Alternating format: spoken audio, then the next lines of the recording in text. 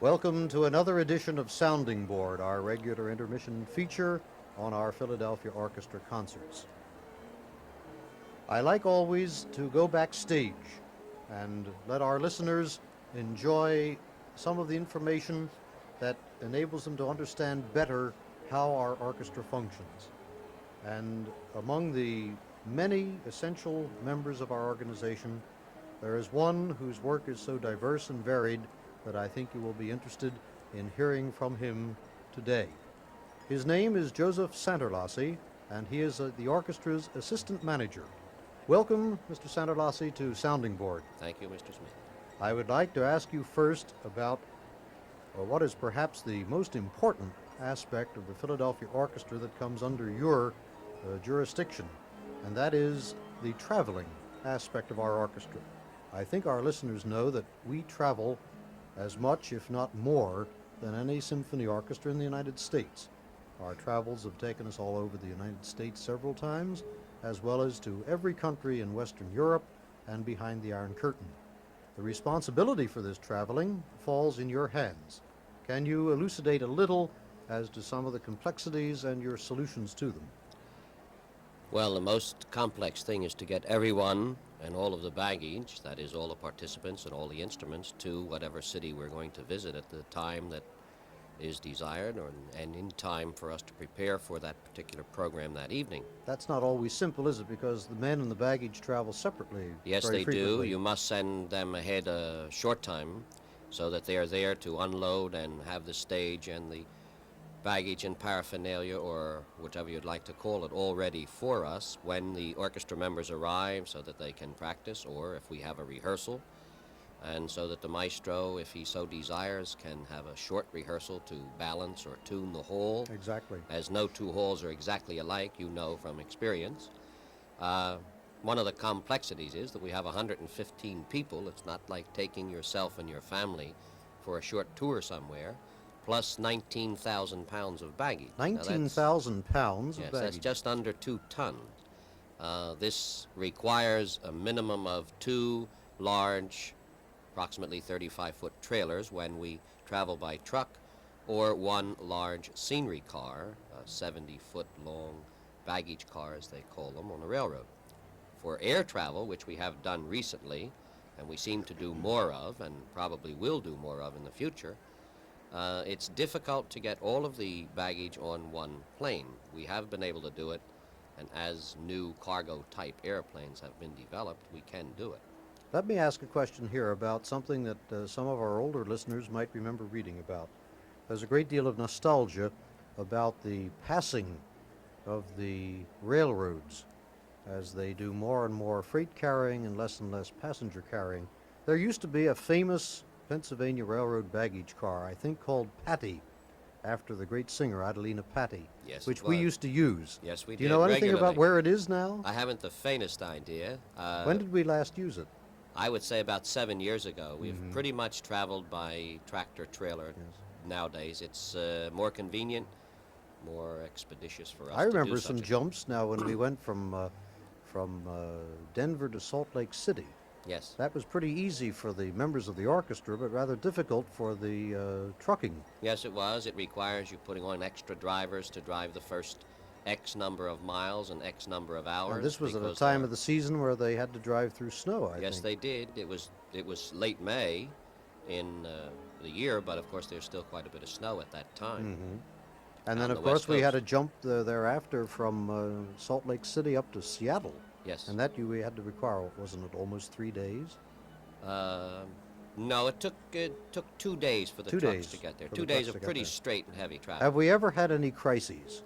You know, I don't know whether it's a credit to what we do or to the organization, but we have never missed a concert, really. We've been late on occasion. We We've were late arrived- in Kiev in the Soviet Yes, Union. we have arrived when at a town where we really didn't have time to do much except get ready and play the concert. We've never played a concert, though, in street clothes or anything of that Once we sort. did during the war, before my time, Mhm. in Savannah, Georgia, I understand. The train got in about 8 or 9 o'clock, and the men went right on stage and played in their street clothes. Well, this is the test of good troopers. Yes, it is. And I'd like to say to our listeners that it's because of the superb work that a man like Mr. Santarlasci does that we all in the orchestra are able to be superb troopers, because without our instruments, without our wardrobe trunks, life would be, to say the least, very difficult when, as we say, we're on the road. Don't lose sight of the fact that all the music travels with them, too. Oh, we lost the music once in One Detroit. time, yes, we did. That was And about the most recent crisis I can remember. we were lucky then because the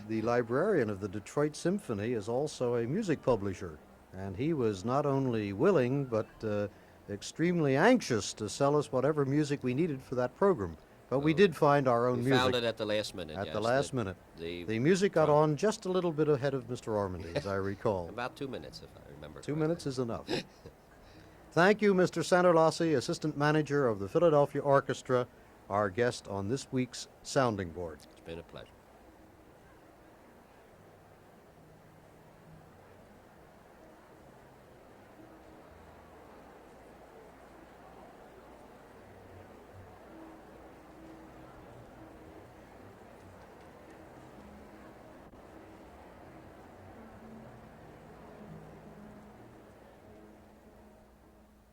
Time we will bring you the annual gala concert for the Academy of Music anniversary.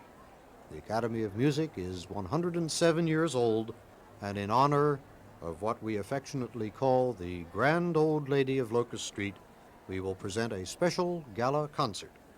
Our soloists will include Young-Ok Kim, violinist, Andre Watts, pianist, Phyllis Curtin, soprano, Rosalind Elias, mezzo-soprano, Annalisa Rotenberger, soprano, Ralph Herbert, bass, and the famous and popular actor Walter Slezak.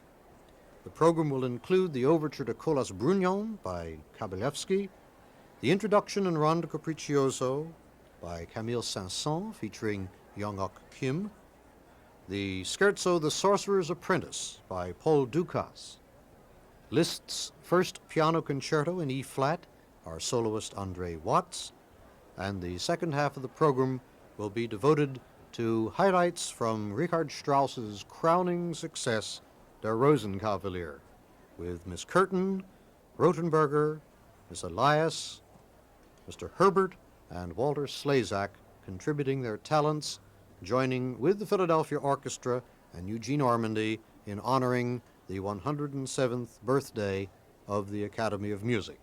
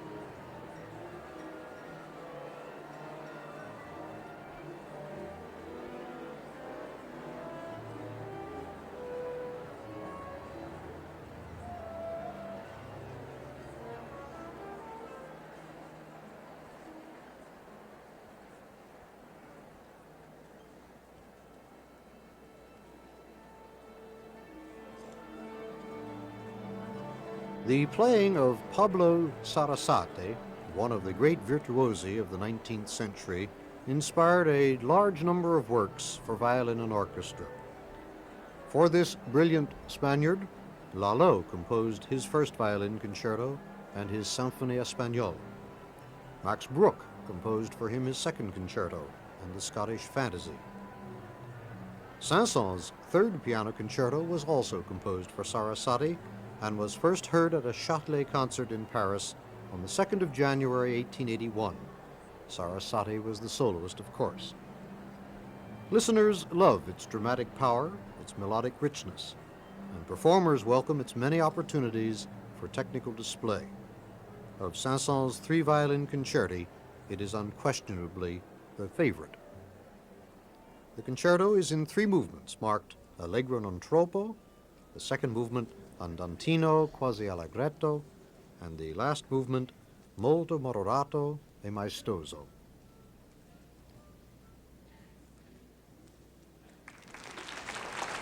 Our audience here in the Academy of Music in Philadelphia is welcoming one of its favorite soloists, Zino Francescatti, about to make his 70th appearance with the Philadelphia Orchestra. He is followed by our music director and conductor, Eugene Ormandy. And in just a moment, we will hear Mr. Francescatti, accompanied by the Philadelphia Orchestra under Mr. Ormandy's direction, in a performance of Saint-Saens' third violin concerto in B minor, Opus 61.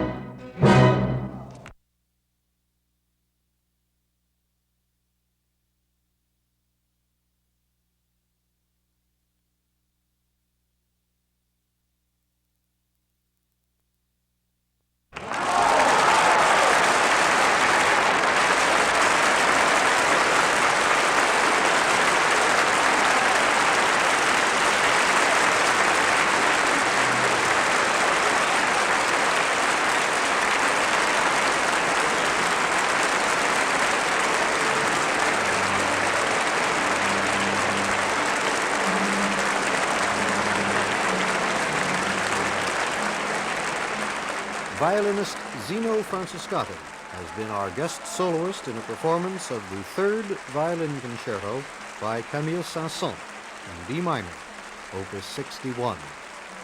He and Mr. Ormandy are shaking hands, and now Mr. Francescatti insists that the members of the orchestra rise too and join with him in acknowledging the warm applause of our audience here in the Academy of Music.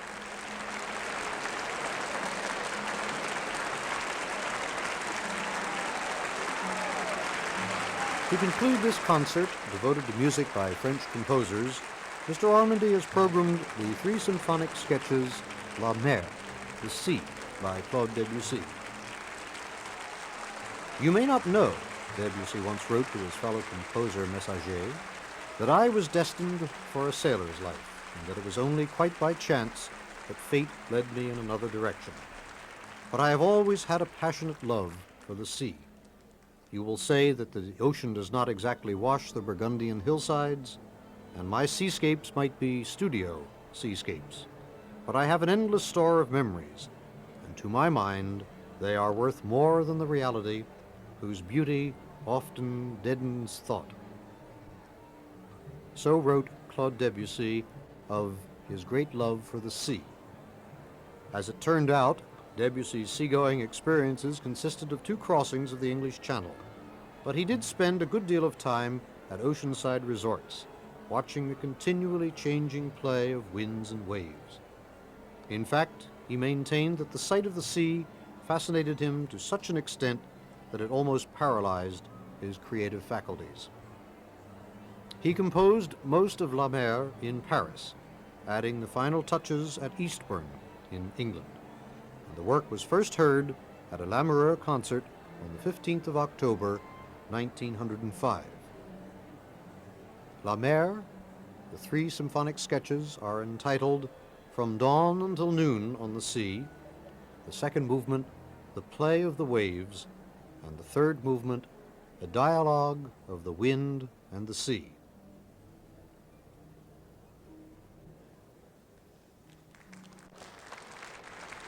Eugene Ormandy is returning to the podium here in the Academy of Music in Philadelphia, and in just a moment we will hear the Philadelphia Orchestra under his direction in a performance of the 3 symphonic sketches La Mer, the Sea, by Claude Debussy.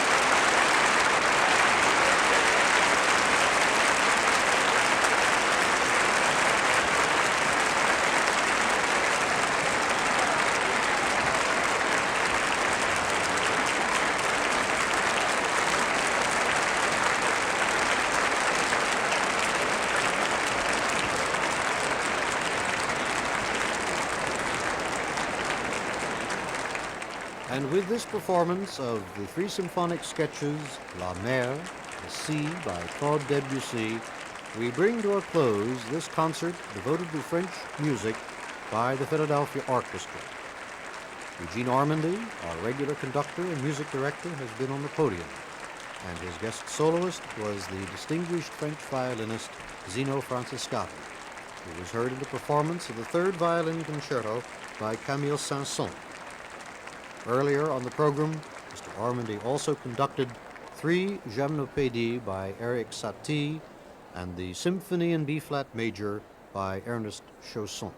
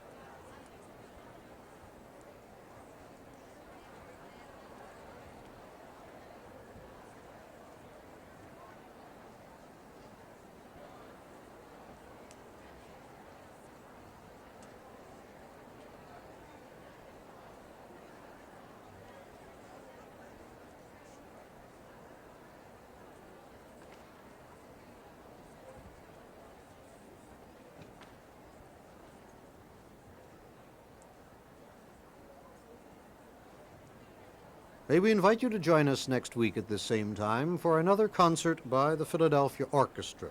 Your commentator for this concert has been William Smith. Program material has been based upon the program notes prepared by John Briggs. Your recording engineer has been Albert L. Borco, Jr.